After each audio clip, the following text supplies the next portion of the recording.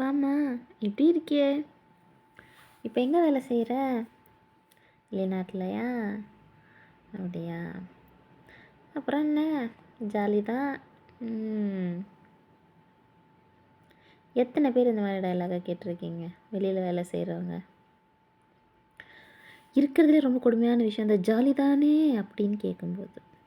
உங்களுக்கு தெரியுமா, நம்ம ஊரில் இருக்கும்போது நமக்கு சாதாரணமாக கிடைக்கிற விஷயங்கள் கூட இங்கே வெளியில் வேலை செய்கிறவங்களுக்கு கிடைக்கிறது கிடையாது. சாதாரணமாக சொல்லணும்னா ₹1 ஊறுகாய் பாக்கெட் கிடைக்காது.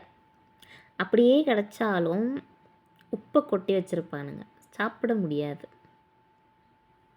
சண்டே ஆனால் பிரியாணி அப்படின்னு வழக்கமாக நம்ம வாழ்ந்துட்டு வந்திருக்கோம். ஆனால் என்றைக்கு வெளியில் வேலைக்குன்னு கிளம்புறீங்களோ அன்னையோடு அதை மறந்துடணும்.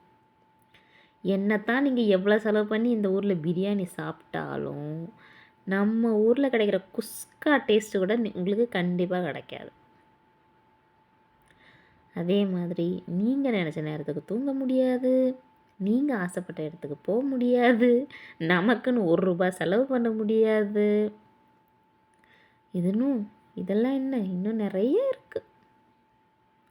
வீட்டில் ஒரு விசேஷம்னா ஒரு செல்ஃபி அனுப்புவாங்க, ஃபோட்டோஸ் போடுவாங்க, அவ்வளோதான். அதையே வச்சு பார்த்து நம்ம அந்த ஃபங்க்ஷனில் இருக்க மாதிரி ஜஸ்ட் இமேஜினேஷன் பண்ணி நம்ம வாழ்ந்துக்கணும். ஏதாவது ஒரு எமர்ஜென்சின்னா டக்குன்னு வீட்டுக்கு போக முடியாது. 1008 ஃபார்மாலிட்டிஸ் வைப்பானுங்க. அதுக்கப்புறம் இங்கேருந்து போகிற நேரம்னா நம்ம நேரம் கெட்ட நேரமாக இருந்ததுன்னா அவ்வளோதான். எக்ஸிட் என்ட்ரி விசா கிடைக்காது, அதுக்கு ஒரு பைசா கட்ட சொல்லுவான். டிக்கெட்டு ஒன் ட்ரிப்பே போகிறதுக்கே ₹1,00,000 ₹2,00,000 கேட்பான். அந்த அளவுக்கு டிக்கெட் விலையும் எகிறி போயிடும். இவ்வளோ கஷ்டத்துலேயும் ஏன்டி அங்கே போய் வேலை பார்க்குறேன்னு நீங்கள் கேட்குறது எனக்கு புரியுது. என்ன பண்ண, நாங்கள் எதிர்பார்க்குற சம்பளத்தை நம்ம ஊரில் கொடுத்தா நாங்கள் ஏன் இப்படி நாடாக ஊராக சுற்றுறோம்? எங்களுக்கும் குடும்பம் குட்டி குழந்தைங்கன்னு இருக்குல்ல, அதை நாங்களும் பார்த்துக்கணுமில்ல. அதனால் யாரையாவது இப்படி வெளியில் வேலை பார்க்குறீங்க அப்படின்னு சொன்னால், அப்படியாம்மா, சந்தோஷமா, சரிம்மா, நல்லபடியாக இருங்க அப்படின்னு சொல்லி பழகுங்க.